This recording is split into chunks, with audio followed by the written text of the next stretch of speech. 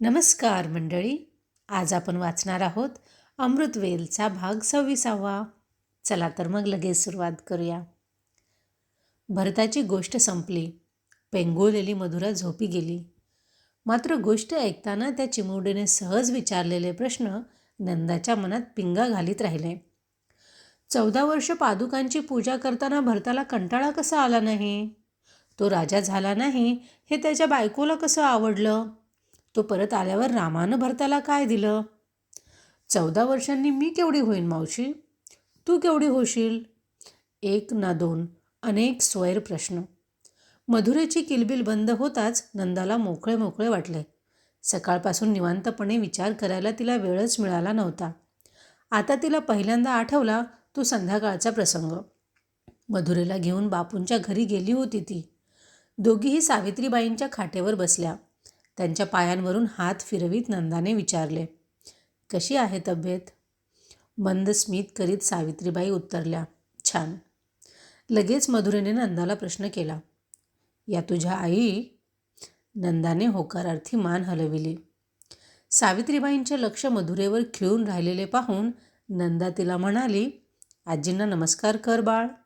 मधुरा उठली. तिने वाकून नमस्कार केला. सावित्रीबाईंच्या डोळ्यांच्या कडा ओलावल्या. नंदाने विचारले, आई कशी आहे नात? मंद स्मित करीत सावित्रीबाई उद्गारल्या, छान. मात्र आता त्यांची नजर नंदाच्या गळ्याकडे लागली होती. मधुरा ही तिची मुलगी आहे असा त्यांचा समज झाला असावा. मुलगी तर समोर दिसते, पण गळ्यात मंगळसूत्र नाही. या गोष्टींचा मेळ त्यांच्या मनाला घालता येत नव्हता. त्या नुसत्या तिच्या ओक्या गळ्याकडे पाहत राहिल्या. या आठवणीने नंदाला क्षणभर गुदगुल्या झाल्या, पण लगेच तिला गुदमरल्यासारखे वाटू लागले. देवदत्ताशी युक्तिवाद करणारी संध्याकाळची पंडिता जणू पडद्याआड गेली. तिची जागा बाहुली कुशीत घेऊन झोपणाऱ्या लहानग्या नंदाने घेतली. हा हा म्हणता बाहुलीची मधुरा झाली. छोट्या नंदाची मोठी नंदा झाली. आपल्या जीवनाविषयी ती विचार करू लागली. अनामिक हुरहुरीने तिचे मन भरून गेले. ती उठली. बाहेर बागेत आली. बाहेरच्या गार वाऱ्याने तिला फार बरे वाटले. तिने वर पाहिले. आकाशात नक्षत्रांची मोते सर्वत्र विखुरली होती. पश्चिमेकडे शुक्र लखलखत होता, मोत्यांच्या तबकात मध्येच उठून दिसणाऱ्या हिऱ्यासारखा. वायुलहरींवरून गोड सूर रुंझुनत येऊ लागले. देवदत्ताच्या बंगल्याकडून ते येत होते. ती थोडी पुढे गेली. सतारीचे बोल होते ते. नंदा आनंदली. देवदत्ताचे मन उल्हासित झाल्याचे लक्षण होते ते. ती एकाग्र चित्ताने ऐकू लागली. त्या मधुर जाळीदार सुरांच्या बुरख्या आड लपलेले शब्दसुद्धा सुंदर असावेत. हळूहळू फलकावर चित्राकृती निर्माण व्हावी तसे त्या सुरांनी तिच्या मनात शब्दरूप धारण केले. मोगरा फुलला, मोगरा फुलला. ताईसाहेब, ताईसाहेब, या हाकांनी ती जागी झाली. मनगटावरच्या घड्याळाकडे तिने पाहिले. 4:15 वाजले होते. पुन्हा बाहेरून हाका ऐकू आल्या, ताईसाहेब, ताईसाहेब. ती लगबगीने उठली. दार उघडून बाहेर आली. देवदत्ताचा नोकर दारात उभा होता. काय रे? तिने साशंक स्वराने विचारले. सरकार स्वारीचा कुठं पत्ता नाही ताईसाहेब. म्हणजे? असा भीतियुक्त उद्गार काढून नंदा देवदत्ताच्या बंगल्याकडे चालू लागली. चालता चालता नोकर सांगू लागला, रात्री 11पर्यंत सरकार जागे होते. ते लायब्ररीत गेले. मग सतार वाजवीत बसले. 11च्या सुमाराला आपण झोपी गेलो. जाग आल्यावर पाहिलं तर दिवाणखान्यात दिवे जळतायत. दार सताड उघडं आहे. आत जाऊन पाहिलं पण सरकार तिथं नव्हते. लायब्ररीत गेलो, तिथंही ते नव्हते. सगळीकडे शोधलं पण कुणालाच काहीच ठाऊक नाही. म्हणून आपल्याकडे धावत आलो. धडधडणाऱ्या काळजाने नंदा त्यांचे बोलणे ऐकल्यासारखे करीत होती, पण पाऊल दिवाणखान्याच्या पायरीवर पडण्याच्या आधीच तिचे मन आत जाऊन पोचले होते. नाना प्रकारच्या कुशंकांनी ते काजळून गेले होते. दिवाणखान्याच्या मध्यभागी मोठा दिवा जळत होता. त्या स्वच्छ प्रकाशात तिने चहूंकडे पाहिले. काहीतरी बदल झाला आहे असा तिला भास झाला. लगेच तिच्या लक्षात आले, समोर विवेकानंदांचे एकच चित्र दिसत आहे. ती पुढे झाली. त्या चित्रासमोर सतार ठेवली होती. मात्र हेमिंग्वेचे चित्र आणि त्याच्या पुढ्यातील बंदूक या दोन्ही गोष्टी तिथे नव्हत्या. ती अगदी जवळ गेली. सतारीच्या तारांतून गुंतवून ठेवलेले एक पत्र तिला दिसले. तिने ते चटकन काढून घेतले. वर कोणाचेच नाव नव्हते. ती अधीरतेने ते पत्र वाचू लागली. प्रिय नंदाताई, हे पत्र पाहून तू रागावशील. तुझा निरोप न घेता मी जात आहे. क्षमा कर मला. खरं सांगू, माझा निश्चय तुझ्या डोळ्यांतल्या एका थेंबात विरघळून जाईल अशी भीती वाटली मला. देवालयाच्या गाभाऱ्यातल्या घंटानादाप्रमाणे संध्याकाळचं तुझं बोलणं माझ्या अंतर्मनात घुमत राहिलं आहे. पुन्हा पुन्हा कोणीतरी मनाला सांगत आहे, देवदत्ता उठ. पिंजऱ्याचं दार अर्धवट उघडलं आहे. चल, विलंब लावू नकोस. बाहेर भरारी मार. निळं मोकळं आकाश तुला बोलवीत आहे. तुझ्या मुक्तीचा हा मंगल क्षण आहे. दुःख ही दोन हृदयांना जोडणारी सर्वात जवळची वाट आहे. हे तुझे शब्द माझ्या मनाची 20 वर्षांची काजळी झाडून टाकीत आहेत. तुझ्या शब्दांची कळी माझ्या मनात फुलत आहे. त्या सुगंधानं मन अधिक अधिक धुंद होत आहे. या धुंदीत एक विलक्षण भास होतोय मला. एका भव्य देवालयात मी एकटाच फिरत आहे. भिंतींवरल्या नद्या निर्झरांबरोबर गाणी गात, फळाफुलांच्या रंगांनी रंगून जात, छटाच्या नक्षीकामात नक्षत्रांनी नटलेलं आकाश पाहत. पाहता पाहता एक गोष्ट मात्र मध्येच मनाला खटकते. भुताटकीनं झपाटलेल्या वाड्यासारखं हे देवालय ओकं ओकं का भासतंय? इथं भक्तांची ये-जा का दिसत नाही? देवालयाचं सौंदर्य पाहून डोळे चिंडले. फिरून फिरून पाय थकले. विसाव्यासाठी मी एका पायरीवर बसतो न बसतो तोच आतडं पिळवटून टाकणारा एक हुंदका माझ्या कानी पडतो. मला राहवत नाही. त्या दुःखाच्या दिशेनं मी पुढे जातो. एका अंधाऱ्या कोपऱ्या निर्माल्याच्या भल्या मोठ्या ढिगाआड एक वृद्ध गुडघ्यांत मान घालून स्पंदत असलेला दिसतो. त्याची मला दया येते. मी त्याच्याजवळ जाऊन बसतो. पाठीवरून हात फिरवीत मी त्याला विचारतो, आजोबा, तुमचं नाव काय? मान वर न करता कापऱ्या स्वरानं तो उत्तरतो, परमेश्वर. मी मनात चरकतो. वाटतं हा वृद्ध बहुधा वेडा असावा. मी भीत भीत विचारतो, इतकं कसलं दुःख झालंय तुम्हाला? मान वर करून अश्रुपुशीत वृद्ध उद्गारतो, माझ्या एकुलत्या एका मुलानं मला फसविलं. माझा गळा कापला. किती उमेदीनं, किती आशेनं मी त्याला लहानाचा मोठा केला. पण मी उत्सुकतेनं प्रश्न करतो, तुमच्या मुलाचं नाव काय? दीर्घ सुस्कारा सोडीत वृद्ध उद्गारतो, मनुष्य. वसूचे डॉक्टर मला भेटायला आले तेव्हा हा भास नाहीसा झाला. मन अधिक अस्वस्थ करून. बुद्ध, ख्रिस्त, गांधी, विवेकानंद अगणित नावं आठवली. किती संतांनी, किती महात्म्यांनी, किती देव माणसांनी, किती समाजसेवकांनी परमेश्वराचे अश्रू आजपर्यंत पुसले असतील. पण ते अजून वाहत आहेत. सारखे वाहतच आहेत. हे असंच चालायचं? युगामागून युगं आली आणि गेली तरी?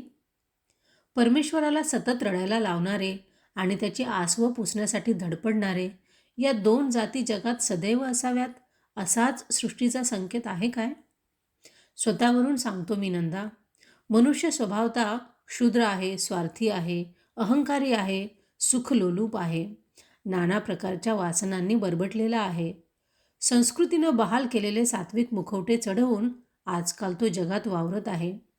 पण मुखवट्यांनी काही मन बदलत नाही. माणसाच्या उद्दाम मनोविकारांना उत्कट करुणेची जोड मिळायला हवी. तत्त्वमसी अशी अनुभूती देणारी करुणा.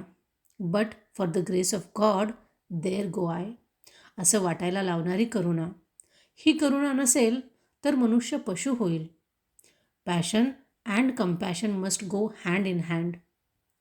माणसाचं मन बदललं तरच हे जग बदलेल. त्यातलं दुःख कमी होईल. आधी माणसाचं मन बदललं पाहिजे. देवदत्ताला प्रामाणिकपणे असं वाटतंय ना? त्यानं या प्रयोगाचा प्रारंभ स्वतःपासून करायला हवा. मी विचार करीत राहिलो. परमेश्वराचे अश्रू पुसणारी माणसं या जगात थोडी असतील, पण त्यांचा आनंद अलौकिक असला पाहिजे. सर्वस्वाच्या समर्पणाची धुंदी, मानवतेवरल्या प्रेमाची धुंदी. मी किती अभागी आहे. या धुंदीचा अद्भुत आनंद मला कधीच लाभला नाही. बापूंसारख्या दरिद्री माणसानं देशभक्तीच्या रूपानं तो मनसोक्त चाखावा आणि जहागीरदार देवदत्ताला त्याचं दर्शनही घडू नये. काळोख केव्हाच पडला होता, पण काही केल्या विचारचक्राची भ्रमंती थांबत नव्हती. मी उठलो, लायब्ररीत गेलो, पण आज सारी आवडती पुस्तकं माझ्या लेखी नावडती झाली. परत आलो. किती किती दिवसांनी सतार हाती घेतली. काही क्षण मनातल्या इंगळ्या पेंगुळल्या. सतार मुकी झाली. इंगळ्यांनी पुन्हा आपल्या नांग्या उभारल्या. मी स्वतःला सदैव दुर्दैवी मानित आलो, अश्वत्थामासारखा. एकाकी, परित्यक्त, बहिष्कृत, सर्वांकडून सर्व दृष्टींनी वंचित. स्वतःच्या दुःखाच्या डबक्यात मी अष्टव प्रहर बुडून राहिलो, त्यातला चिखल चिवडीत. आज पहिल्यांदा मला कळते, अश्वत्थामानं जे भोगलं त्यात दैवा इतकाच त्याचाही दोष आहे. त्यानं घेतलेला पांडवांचा तो अमानुष सूड. एका आंधळ्या मनोविकाराच्या नंग्या नाचाखेरीज त्यात दुसरं काय होतं? त्या सुडानंच त्याचा बळी घेतला. चिरजीवनाचा शाप काय त्याला एकट्याला मिळालाय? 6 थोर सहप्रवासी अनंत काळाच्या या यात्रेत त्याच्याबरोबर आहेत, सर्वस्वी निरपराध असूनही. मग अश्वत्थामानं आपलंच दुःख चिरकाल का उगाळीत बसावं? जन्माला येणारा प्रत्येक मनुष्य आपापल्या परीनं शापित असतो. अश्वत्थामाचा पिता द्रोण हा काय कमी दुर्दैवी होता? या विद्वान पण दरिद्री ब्राह्मणाला द्रुपदाच्या दरबारी अपमानित व्हावं लागलं. दारिद्र्यानं त्याला कौरवांच्या आश्रयाला नेलं. पोटानं पापाशी त्याची कायमची सोयरीक जोडली. केवळ मुलाच्या मायेमुळं अश्वत्थामा मारला गेला असा पुकारा कानी येताच त्यानं हातचं शस्त्र खाली टाकलं. मृत्यूला मार्ग मोकळा करून दिला. यातलं कोणतं दुःख अश्वत्थामानं वाटून घेतलं? तो सदैव स्वतःतच गुरफटून राहिला. अजूनही तो तसाच आहे. मस्तकातल्या व्रणाची वेदना कमी व्हावी म्हणून तेलाची भीक मागत वणवण फिरत आहे. मीही त्याच्यासारखाच जगलो, पळापळाला स्वतःची दुःख कुरवाळीत. क्षुद्र क्षणिक सुखाचा प्राणपणानं पाठलाग करीत. माणसाचं छोटं दुःख जगाच्या मोठ्या दुःखात मिसळून गेलं की त्याला सुखाची चव येते, हे मला कधीच कळलं नाही. नंदाताई, मी निघून जात आहे तो ही चव चाखण्यासाठी, जगातल्या दुःखाच्या जवळ जाऊन त्याचं दर्शन घेण्यासाठी. आधी मी ऋषिकेशला जाईन. लक्ष्मण झुल्याजवळ भर दुपारच्या उन्हात भीक मागत बसलेल्या महारोग्यांना भेटायला. तुमचं आणि माझं भावाभावाचं नातं आहे असं त्यांना सांगायला. त्यांचं दुःख कसं हलकं करता येईल ते पाहायला. मग वसूला शॉक ट्रीटमेंटच द्यावी लागेल असं डॉक्टर म्हणाले. तिला चांगलं बरं वाटायला 1-6 महिने लागतील असं त्यांचं मत आहे. या काळात मी इथं असलो तर लोकांच्या कुतर्कांना निष्कारण जागा करून दिल्यासारखं होईल. माझ्यासाठी तू कोणतंही दिव्य करायला तयार आहेस, पण वसू बरी होईपर्यंत मी देशभर फिरत राहणार आहे. पूर्वीप्रमाणे विलासपूरचा जहागीरदार म्हणून नव्हे, विशाल जनसागरातला एक चिमुकला बिंदू म्हणून सर्वत्र पसरलेल्या दुःखांचं दर्शन घेत. डोळ्यांत उभ्या राहणाऱ्या आसवांनी स्वतःची पापं धुवून काढीत. माझी काळजी करू नकोस. देवदत्त कुठंही असला तरी तुला दुःख होईल असं काहीही त्याच्या हातून होणार नाही. त्याविषयी अगदी निर्धास्त राहा. माझ्या या तीर्थयात्रेला बाह्यता मी एकटाच जात आहे, पण माझ्याबरोबर छायारूपाने नंदा रात्रंदिवस असेल याविषयी मी निशंक आहे. एका वेड्या आशेचा अंकुरही मनात उगवला आहे. या भ्रमंतीत कुठंतरी माझी आई मला भेटेल. नाही कुणी म्हणावं. तू माझ्या आयुष्यात येशील असं 5-6 महिन्यांपूर्वी कुणी भविष्य वर्तविलं असतं तर मी त्याची वेड्यात गणना केली असती.